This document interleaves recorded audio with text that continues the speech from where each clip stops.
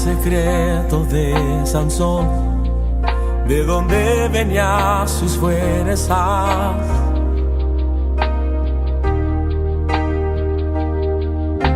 ¿Y qué me dices tú de Josué, que consiguió hacer el sol parar?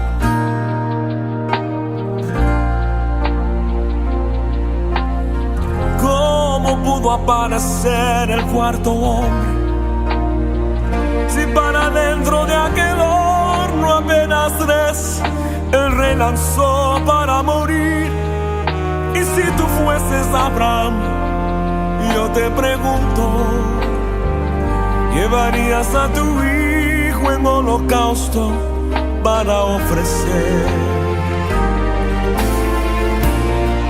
¿Quién no ha oído todavía hablar de Job, que en medio de sus luchas esperó con paciencia en el Señor? Y de un joven pequeño y valiente, que con apenas una piedra y una onda un gigante derrotó.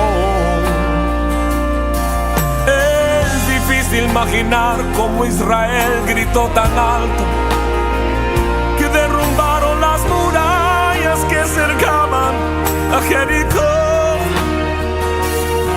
Y cuando Sara oyó que todo había terminado, Dios tocó en su matriz y ella pudo entonces concebir.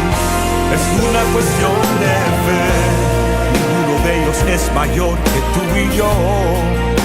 Es una cuestión de fe, el mismo Dios de ayer hoy te contempla y te ve.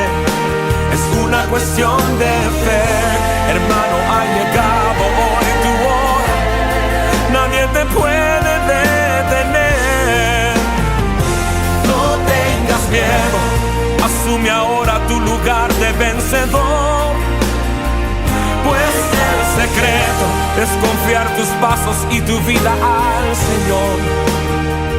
No desperdicies este momento, porque tu vida es importante y con su ayuda hoy tú vas a conquistar. Si estás cruzando el valle, glorifica al Señor. Si el enemigo te acecha, Dios te hará vencedor.